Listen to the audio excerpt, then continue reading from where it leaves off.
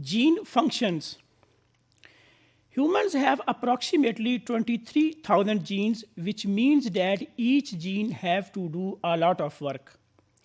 Genes make proteins that make up nearly everything that what we are, like our muscles, our hair, our eyes. They are all made up of the proteins which are produced from the genes.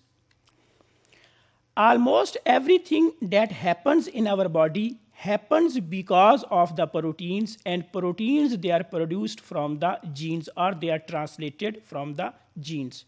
Our growing, our walking, our digestion, and fighting against the diseases, all is due to the proteins, and proteins, they are translated from the genes, and genes, they are present on the genome. Here is the example that our eye color and hair color are determined by the genes. Humans and mice have almost same number of genes, but we are so different from each other. How this is possible? So the answer is this is due to the function of the genes. Here is the example that human gene can make many different proteins, while a mouse gene can make only few proteins. By selecting different pieces of a gene, your body can make many kinds of the proteins. This process is called as alternative splicing. In case of human genome, one gene can produce more than one protein.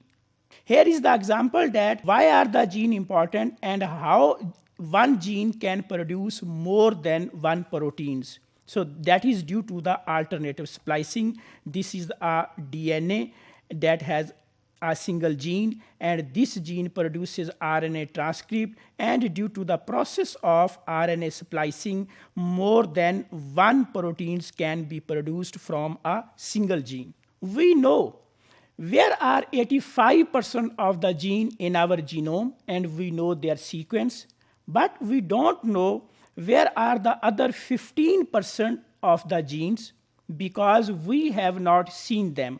Usually they are expressed during the fetal development. So we know about the 85% of the genes, and we don't know about the 15% of the genes because they usually express during the fetal development.